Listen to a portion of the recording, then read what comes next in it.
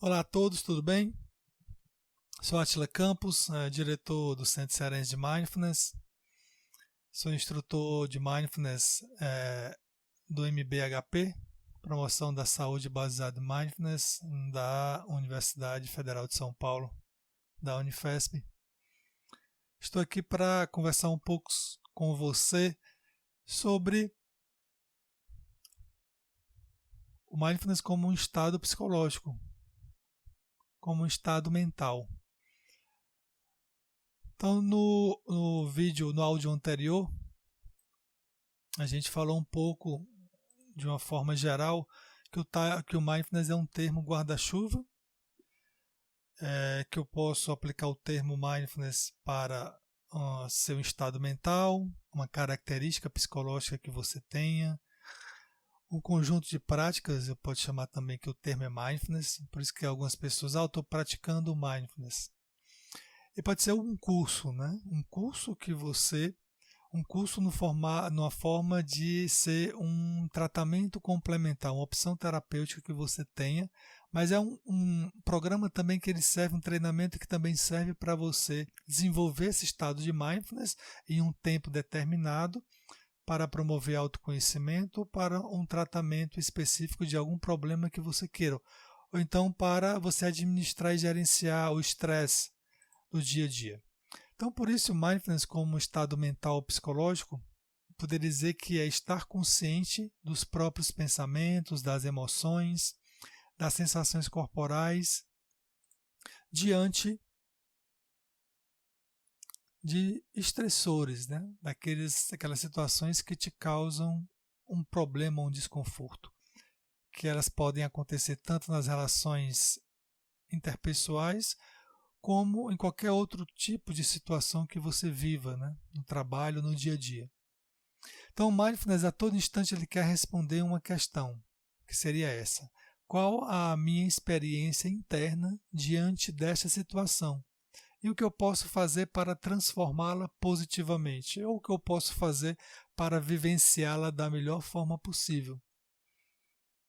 Então, dentro dessa perspectiva, a gente tem um conceito de Jon Kabat-Zinn que é prestar atenção. Então, logicamente, quando a gente começa desse conceito, o Mindfulness desenvolve a nossa atenção.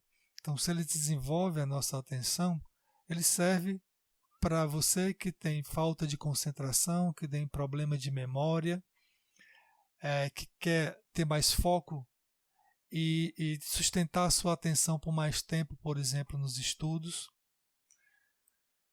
Um outro componente é prestar atenção de uma forma intencional. Só que essa qualidade da atenção é uma qualidade específica. Ela é intencional, ou seja, eu preciso querer fazer com que minha atenção se modifique momento a momento. Ela é uma atenção voltada para o momento presente. Então, se eu estiver no passado, se eu estiver no futuro, já não é esse estado de mindfulness. E ela precisa ter uma atitude, ou seja, que ela é não julgadora. Eu posso olhar para uma pessoa e dizer se a pessoa é bonita, é feia, se eu quero me aproximar dela ou não quero me aproximar. Essa é uma atitude julgadora.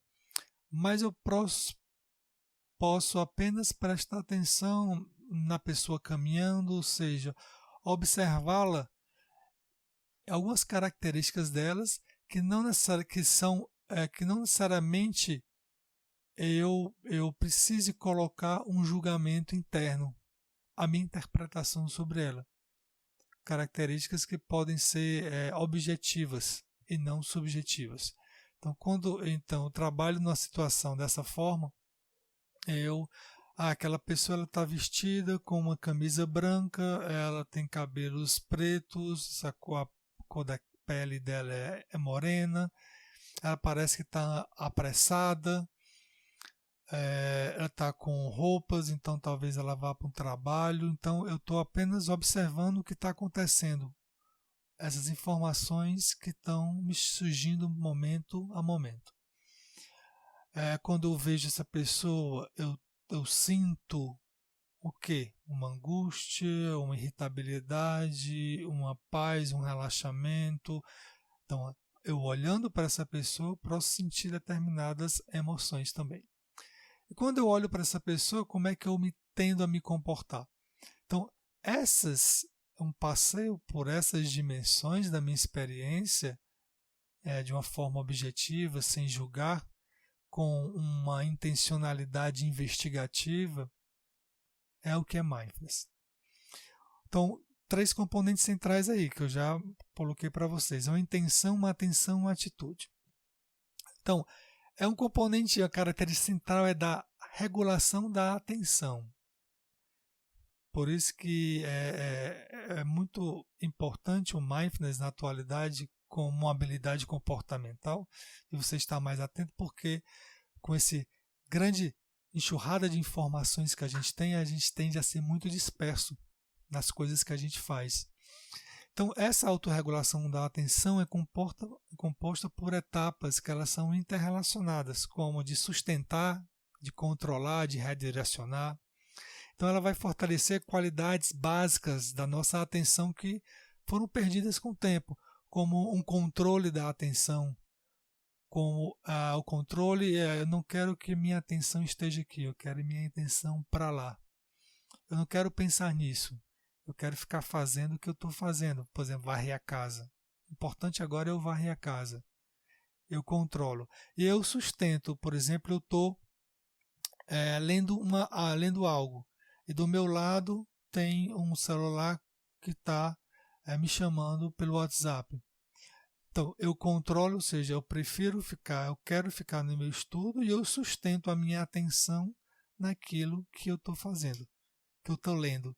Então, por isso, quando eu termino de ler aquilo que eu estou lendo, eu consigo compreender o que foi lido. Eu sustentei a atenção ali. E a eficiência está no sentido de como eu perco menos tempo não dando atenção às distrações, essas outras informações que são irrelevantes no momento, eu consigo ser mais objetivo e mais produtivo. Então, essas são essas qualidades. Então, por exemplo, a autorregulação da atenção ela surge quando você leva a atenção de uma forma sustentada a cada atividade ou fenômeno que ocorre sempre no momento presente. Entenda isso, o mindfulness está acontecendo no momento presente, mas ela está em integração com pensamentos e emoções que com lembranças ou com expectativas com relação ao futuro que não tem tanta influência naquilo que você está fazendo agora. Também faz parte da regulação atencional a percepção sobre quando a atenção não está focada na experiência ou atividade no momento. Então você está escrevendo algo ou está lendo algo, de repente você começa a pensar em alguma coisa. Então o fato de você perceber que deixou de ler aquilo que você estava lendo, está pensando em algo, isso também é uma característica da atenção, é uma regulação atencional. Então, notar e fazer com que ela.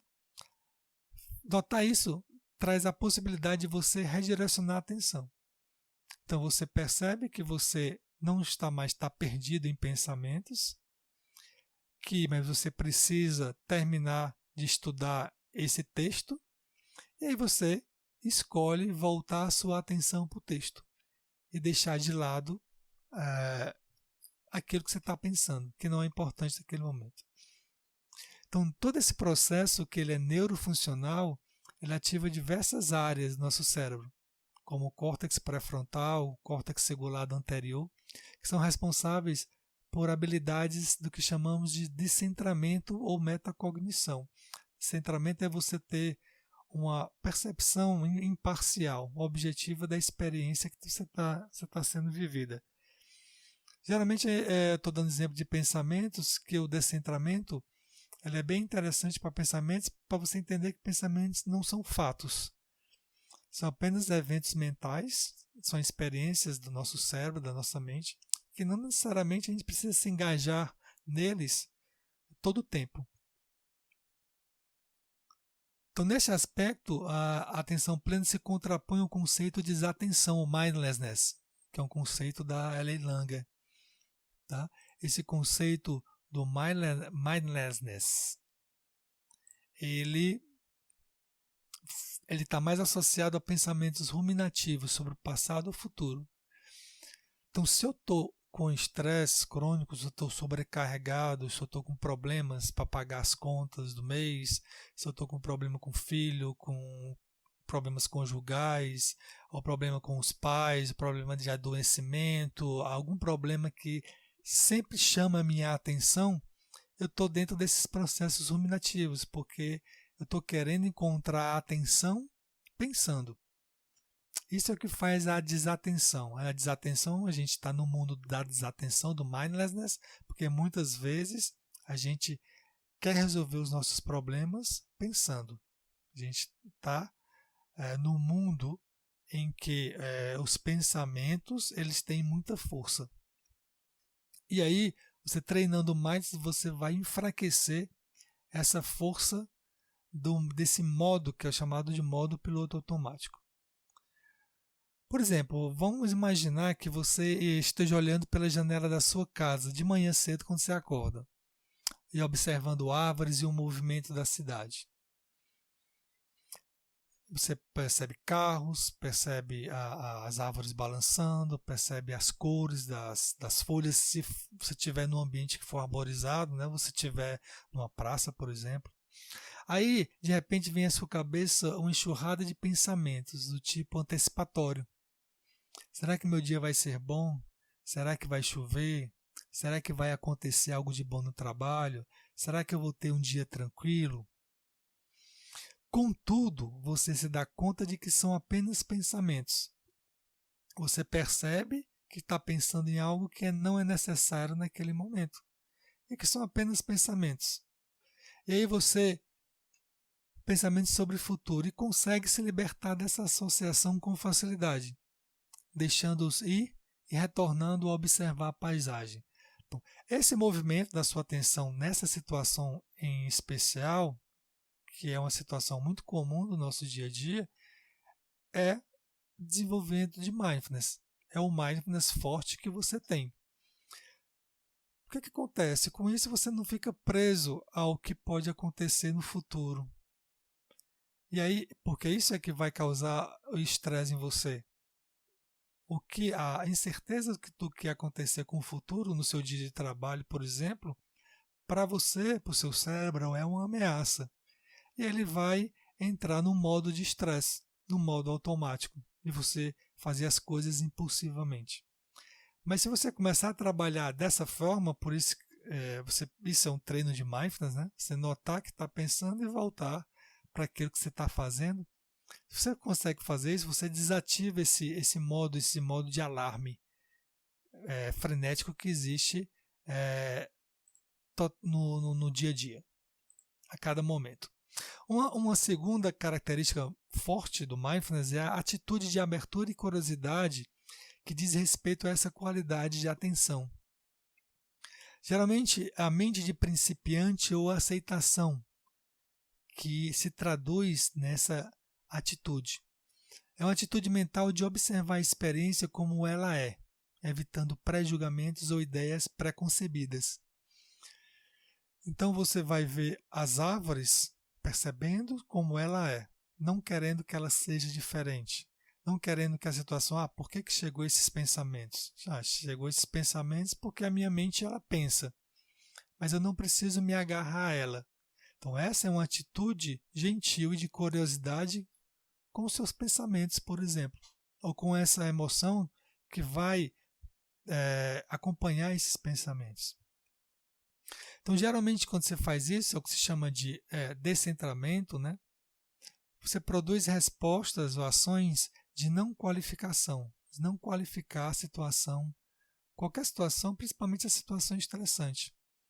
Então, dessa forma, quando a gente trabalha com mindfulness, a gente começa a ver o estresse de uma perspectiva diferente. Vai depender da minha interpretação daquilo. O pré-julgamento ele vai produzir reações automáticas, chamadas de piloto automático. São pensamentos ruminativos que fazem com que a gente tenha avaliações equivocadas da nossa experiência. E isso produz ansiedade e depressão. Por exemplo, É uma situação que é bem interessante, que retrata alguns prejuízos para a saúde mental e retrata uma avaliação equivocada. Seria essa aqui, por exemplo, você vê um conhecido, você está na calçada e você vê um conhecido do outro lado. Você acena e ele não te dá a atenção devida. Essa situação, que é muito comum, retrata o prejuízo na saúde mental quando você faz uma avaliação equivocada da atitude do conhecido. Uma atitude não julgadora seria você avaliar como: ele simplesmente pode não ter me visto, porque eu estava pensando em algo diferente. Então, você estava presente, mas ele não estava presente. Então, você acenou, ele olhou em sua direção, mas muito provavelmente ele não processou a informação de te reconhecer e de reconhecer que você estava querendo ter um contato com ele. E aí se você estiver num cenário, né, num momento de muita ansiedade, de preocupações, muito provavelmente você vai interpretar a conduta do seu amigo como uma conduta desrespeitosa.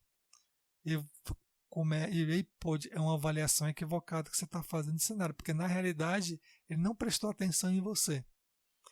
Então isso é só um exemplo de como essa questão da atitude não julgadora, ela pode nos trazer mais paz de espírito e mais felicidade. Ok? Então, nesse áudio ficamos por aqui. Falamos um pouco sobre estado mental. Você percebe como ele se desdobra, né, em várias características, cada vez que a gente vai se aprofundando mais de perceber os vários aspectos dele. Espero que você tenha uma compreensão agora mais nítida do que seja a atenção plena. Até a próxima.